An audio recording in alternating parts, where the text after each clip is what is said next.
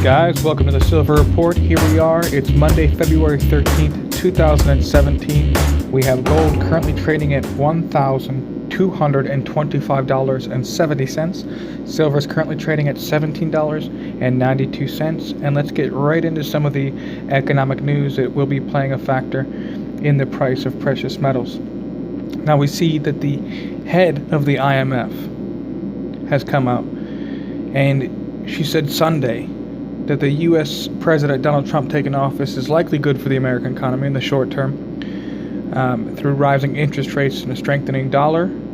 It's going to challenge global trade. Christine Lagarde said Trump's plan for additional investment in U.S. infrastructure and likely tax reform is going to boost Americans' economic fortunes. And the reason that we've been discussing why this is not going to be as easy as planned or as easy as stated is that Trump's policies, she continued, will likely squeeze international markets. And that's a tightening that's going to be difficult on the global economy and for which economies have to prepare, end quote. Lagarde said during the event at the World Government Summit in Dubai, she asked how the world missed Trump's rise in the United Kingdom's vote to leave the European Union. Lagarde described a creeping, insidious push towards anti-globalization and protectionist thought. And it's amazing the way that they paint this picture that protectionist thought is somehow something that is new or foreign, or the way they describe it as a negative sentiment. And for example, the reason that the Constitution and the revolution in the United States in 1776 took place is because taxation without representation was the country here, the colonies here, that were forming their own economies, forming their own monies, their own trade, own business, working hard, their own hard effort and talent being used, and then paying taxation to a foreign empire that didn't support them. They had taxation with no representation. They were essentially being ruled over by foreign entities. And so they're somehow coming out, and this is the leader of the International Monetary Fund. It's one of the world banking giants. And the fact is that they think that this push toward anti-globalization and protectionism is somehow foreign and is somehow to be condemned. We've been saying globalization is great, she said. This is a quote. International trade is great, and it is. End quote. She said, we've not looked at those who were badly, negatively impacted. And so, who are those that are badly, negatively impacted? And we see that the United States has suffered greatly from some of these policies. And since when do we vote in leaders into the United States when they are sworn in at their inauguration that they swear to defend the Constitution of the United States, to uphold the Constitution of the United States against all enemies, foreign and domestic, all government offices, they swear in the same oath.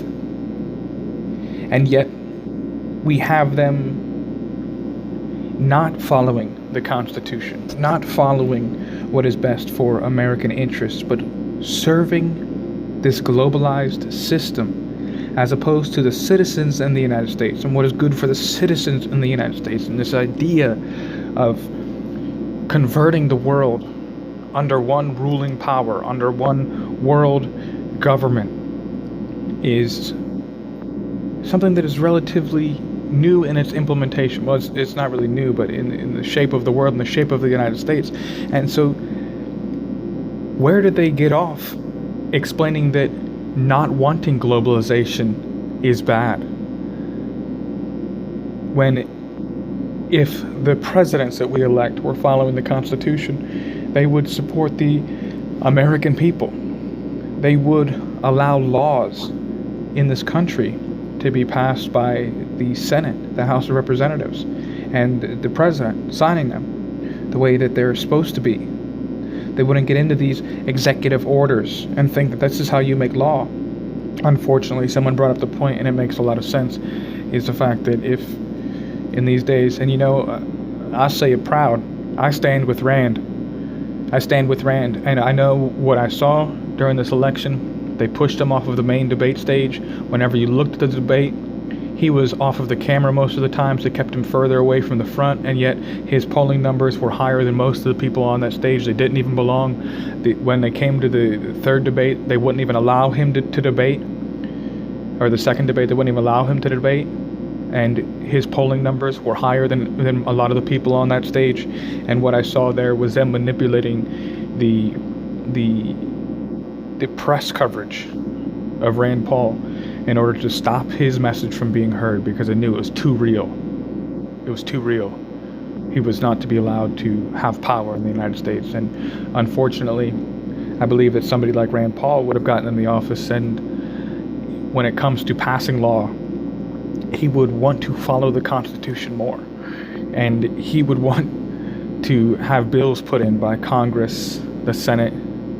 By the time he was either done in his office or they were to harm him, nothing would have ended up being done. Nothing would have ended up being done. Washington has just turned into a monster. So when it comes to an oppositional Congress who will not even elect your cabinet positions, in such cases, I suppose that executive orders are necessary to have anything take place in that machine that is Washington, D.C.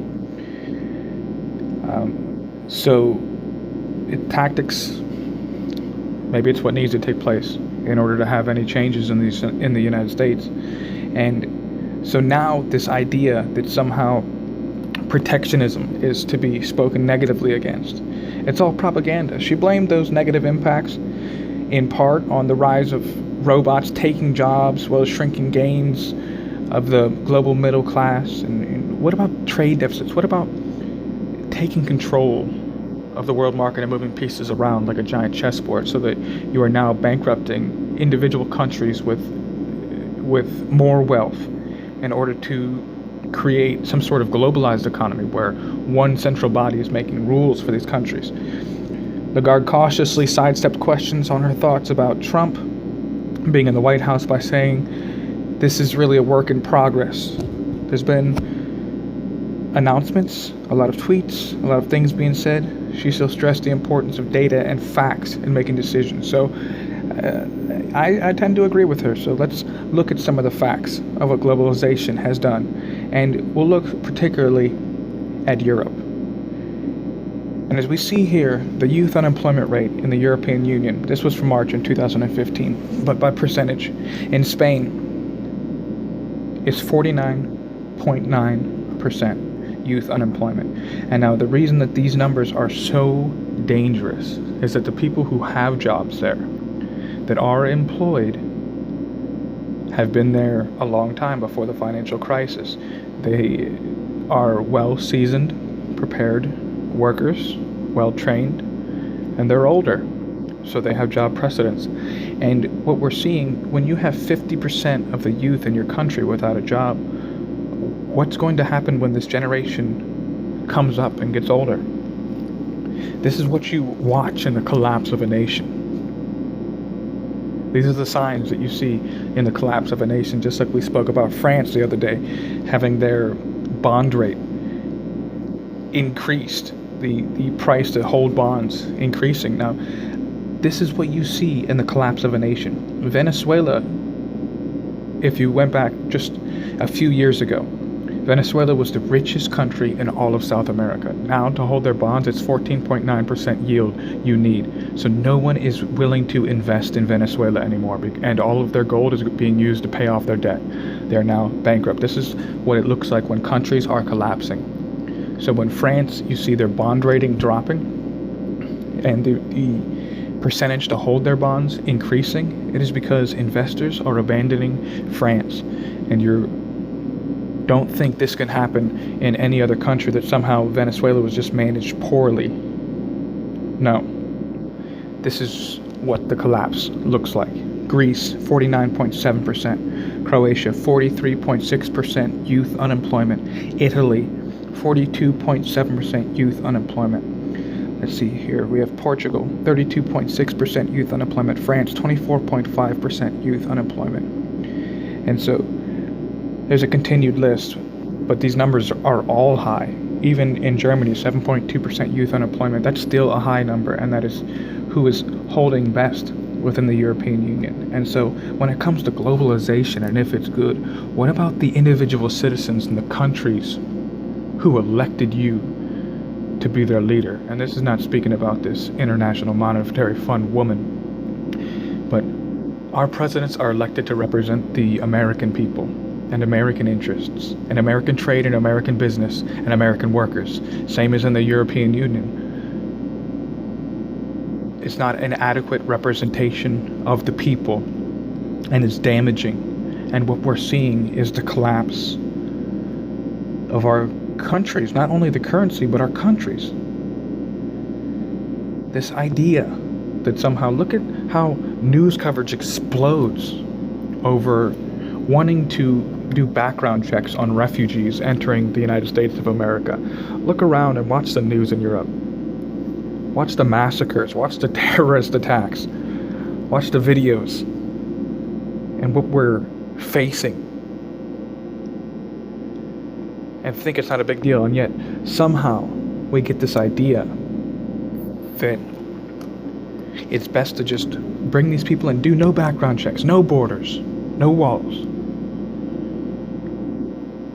I think a lot of it, in fact, has to do with what's taking place in our schools and what the people are learning, that they no longer support America as a country, being taught to hate the American flag and to not say the Pledge of Allegiance. And so what we see is an anti-American globalization front that has been put up, and the youth in this country is no longer supportive